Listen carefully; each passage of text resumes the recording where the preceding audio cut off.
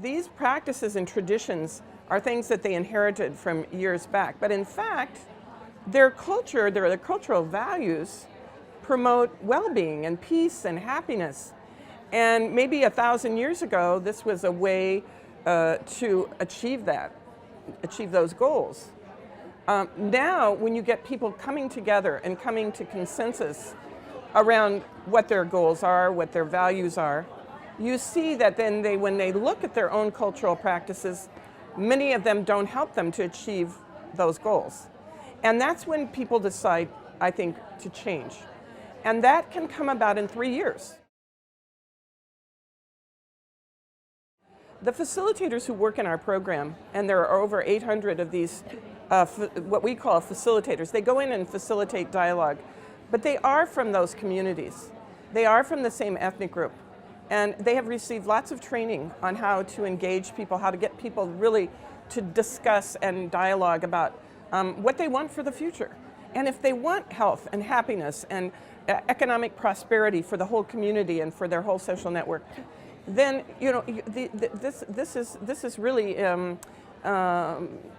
not seen as ideas coming from the outside. And these are their relatives that come in and work with them over a 3-year period. It's true, they then go on to other villages, but together they have made these decisions. Let's say there are 39 villages that went through our program.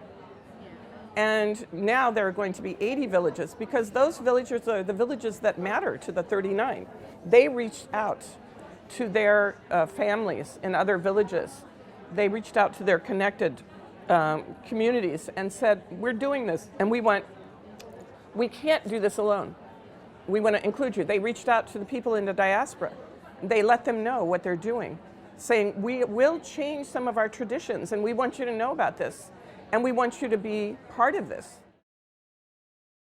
We realized how desperately women and girls need empowering education. When I say empowering education, I don't mean they don't just need a literacy program where they're learning ba, fa, ga, and how to read and write.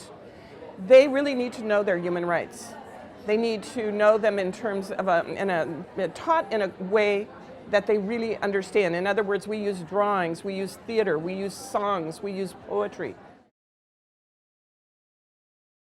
We have found that in the process of FGC abandonment, it is really critical to involve everyone in the community, and the cutters have to be part of that.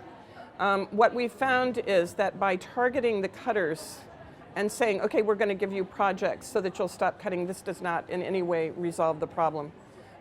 Because if a cutter abandons, the women will go and find another cutter. You're not doing systemic change. You're putting a Band-Aid, but the wound is still there. And until you address the systemic and the community and the extended social network, you cannot end the practice, really, because it will continue, because the root causes of the reasons this is perpetuated and has been for 2,200 years, has not been addressed. So yes, the cutters, we include them in all the microcredit activities. All women in a community need economic activities. They all need projects. I mean, you don't want to throw out culture. Culture is critical. And there's so many beautiful things about the culture. And those beautiful things include the importance of the family, of the network, and so you want to reinforce those things. The conference is about law. Yeah. I'm saying what's even stronger than a national law, which people often consider imposed from the outside, imposed by the West, but when it's the community law that comes from within, that's when you have really lasting change.